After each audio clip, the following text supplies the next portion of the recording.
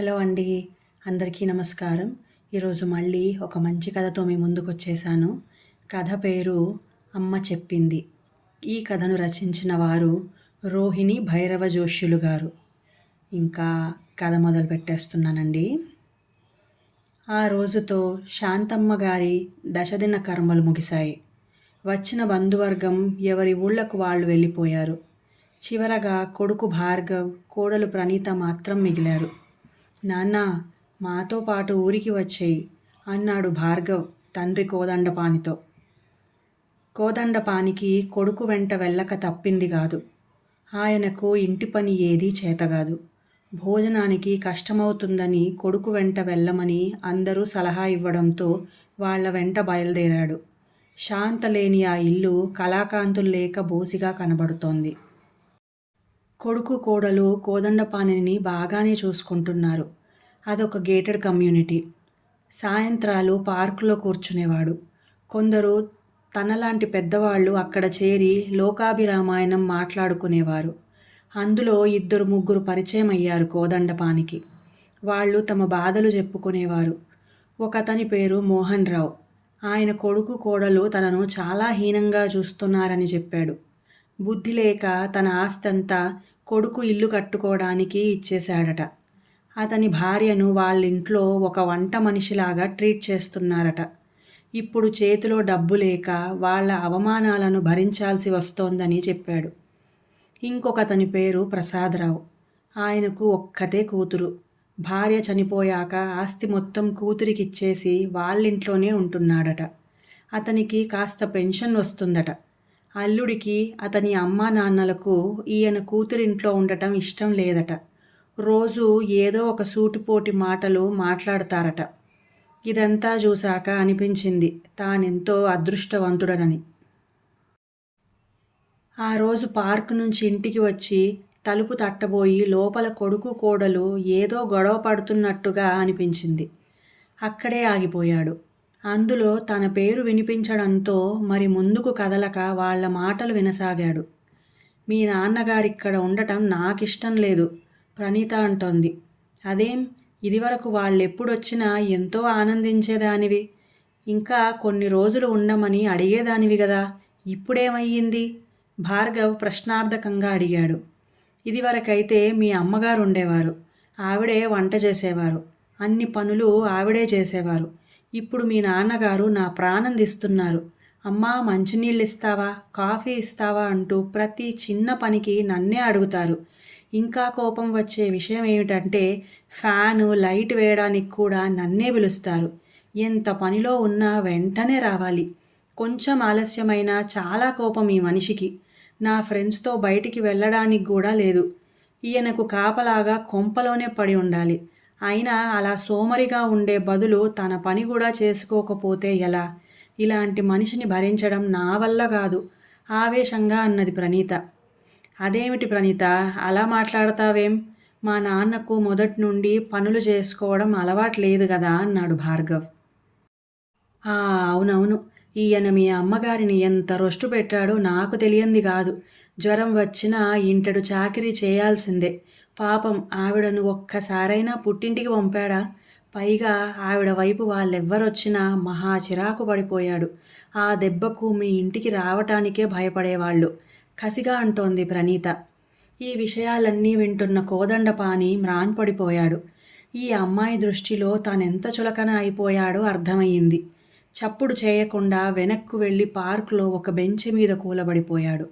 ఆయనకు ఒక్కసారిగా నిస్సత్తువ ఆవరించినట్టయింది. గతమంతా ఒక్కసారి గిర్రున తిరిగింది.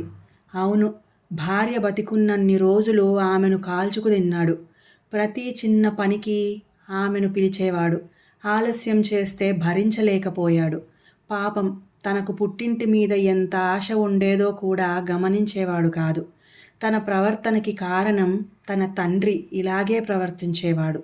అందరి మీద కోపంతో ఇంతెత్తున ఎగురుతుంటే అందరూ ఆయనంటే ఎంతో భయపడిపోయేవారు. తను కూడా అచ్చు తండ్రిలాగే ప్రవర్తించేవాడు. కానీ శాంత తన జీవితంలోకి అడుగుపెట్టాక తన జీవితానికి ఒక వెలుగు వచ్చినట్టయింది. కానీ కోపం మాత్రం తగ్గలేదు. శాంత మాత్రం ఎంతో ఓర్పుగా ఉండేది. తనతో ఒక్క పని చేయించకుండా అన్ని పనులు తనే చేసుకునేది. కొడుకు పుట్టాక అటు వంట పని, ఇటు పిల్లాడి పని ఎలా చూసుకునేదో తనకు తెలిసేది కాదు. భార్గవ్‌కి కూడా వాళ్ళ అమ్మ సహనం వచ్చింది. శాంత పోయాక కూడా అలాగే జరుగుతుందనుకున్నాడు. పాపం ఇన్ని రోజులు కోడల్ని కష్టపెడుతున్న సంగతి గమనించనే లేదు. నిజంగా తనేనా ఇలా ప్రవర్తించింది? నిజంగా తనకు శాంత అంటే ఇష్టం లేదా? తన మనసు లోతుల్లోకి తొంగి చూస్తే అసలు నిజమేమిటో తెలిసేది.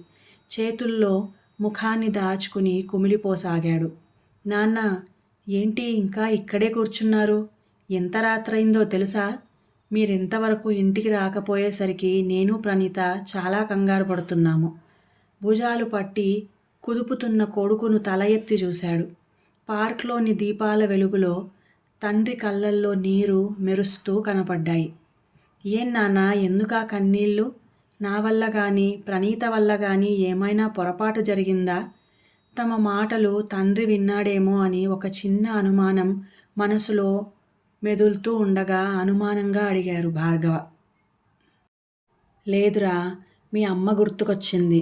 తనను ఎంత కష్టపెట్టానో అప్పుడు తెలియలేదు.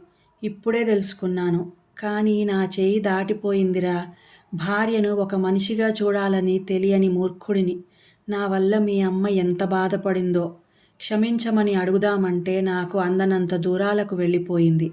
ఇప్పుడు ఎన్ననుకుని ఏం లాభం? భార్యను గౌరవంగా చూడ్డానికి నాలోని పురుషాహంకారం అడ్డొచ్చింది. ఈ నాన్నను చీదరించుకుంటున్నావు గదూ. కోడలన్న దానిలో తప్పేమీ లేదురా. పాపం మా కోసమే ఆ అమ్మాయి ఉద్యోగం కూడా మానుకున్నది. రేపే నన్ను మన ఊరికి పంపించేయి. మీ అమ్మలేనింట్లో ఉండలేక ఇక్కడికొచ్చాను. మీకు భారమైపోయాను.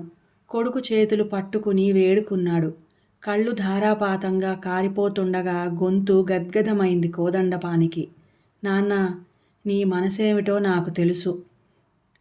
నీవెందుకు అలా ప్రవర్తించావో నాకు తెలుసు. భార్గవ్ మాటలకు దిగ్గున తల ఎత్తాడు. నీకెలా తెలుసు నాన్నా అని దిగ్భ్రాంతిగా అడిగాడు. అమ్మ వ్రాసిన ఉత్తరం చెప్పింది అన్నాడు కూల్గా. తెల్లబోయి చూస్తున్నాడు కోదండపాని. భార్గవ జేబులోంచి తల్లి ఉత్తరాన్ని తీసి చూపించాడు. భార్గవ, మీరంతా అనుకున్నట్టు మీ నాన్న చెడ్డవాడు కాదురా. ఆయనకు నేనంటే పంచ ప్రాణాలు. వాళ్ళ నాన్నగారికి జడిసి అలా ప్రవర్తించేవారు.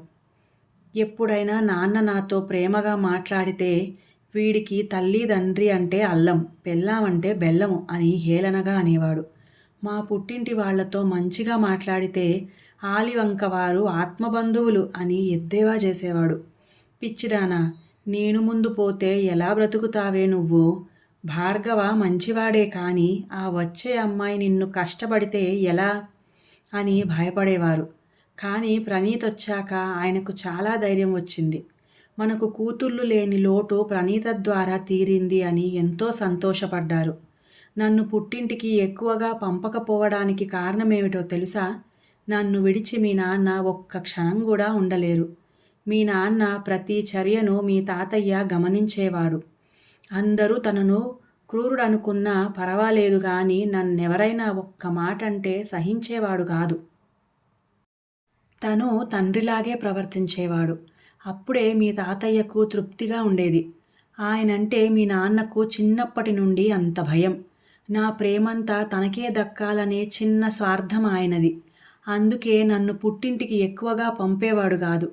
మా వాళ్ళు వచ్చినప్పుడు నేను వాళ్లతోనే ఎక్కువగా గడపడం ఆయనకు నచ్చేది కాదు. ఎందుకంటే తనను ఎక్కడ నిర్లక్ష్యం చేస్తానో అని ఆయన భయం. ఆయనకు చిన్నప్పటి నుండి తల్లిదండ్రుల ప్రేమ ఎక్కువగా దక్కేది కాదు.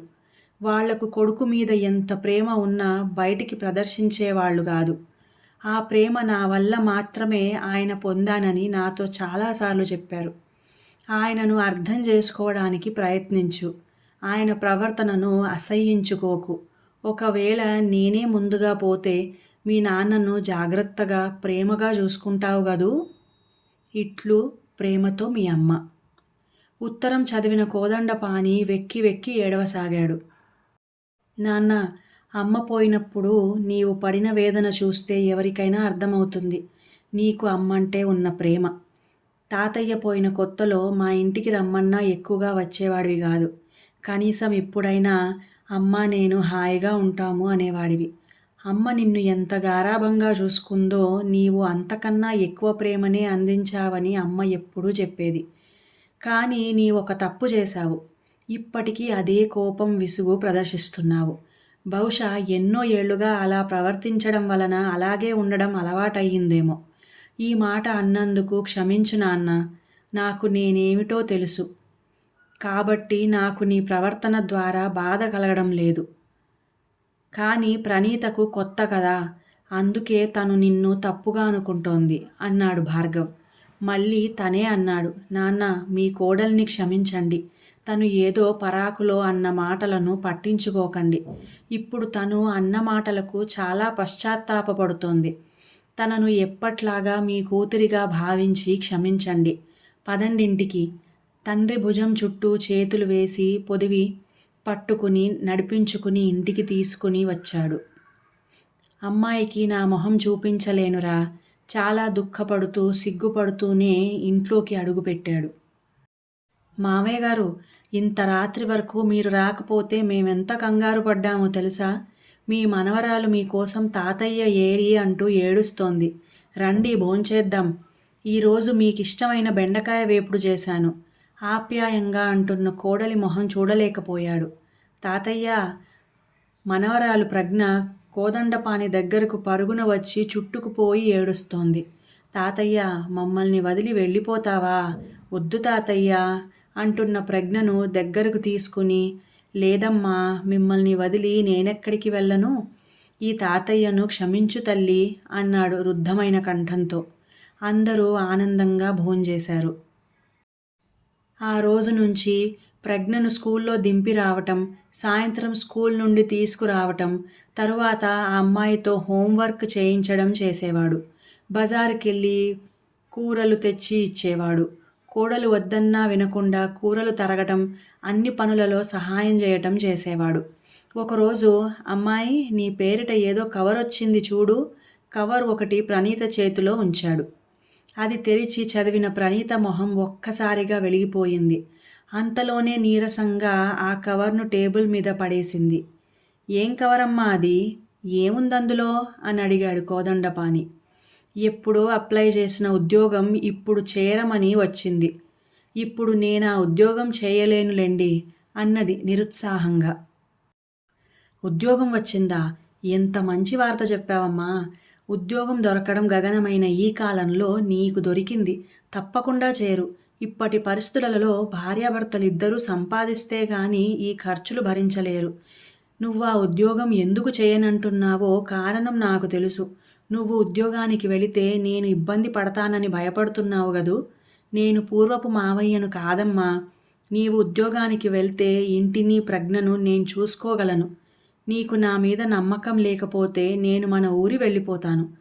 అప్పుడు నా బాధ్యత నీకేమీ ఉండదు. ఇక ప్రజ్ఞ విషయమంటావా? తను స్కూల్ నుండి వచ్చేసరికి నువ్వు వచ్చేస్తావు. ఇక సమస్యే ఉండదు అన్నాడు. అయ్యో మామయ్య, మీరు నాకేం భారం కాదు. ఈ వయసులో మిమ్మల్ని ఇబ్బంది పెట్టాల్సి వస్తుందే అని బాధపడుతున్నాను అంతే. చిన్నప్పుడే తండ్రికి దూరమైన నాకు మీరు కన్న తండ్రి కన్నా ఎక్కువగా ప్రేమనందిస్తున్నారు. మిమ్మల్ని దూరం చేసుకోను. మీ కోరిక ప్రకారం నేను ఆ ఉద్యోగంలో చేరతాను అన్నది ప్రణీత సంతోషంగా. ఇంకా కథ సమాప్తం. ఈ కథ మీకు నచ్చినట్లయితే ప్లీజ్ లైక్ చేయండి, షేర్ చేయండి, మంచి కామెంట్ కూడా పెట్టండి. అలాగే నా సంగీతం ఛానల్ సాగరిక సంగీత మండలి ఛానల్ని కూడా సబ్స్క్రైబ్ చేసుకొని మంచి భక్తిరసమైన పాటల్ని వినండి. ఇంకా సెలవు.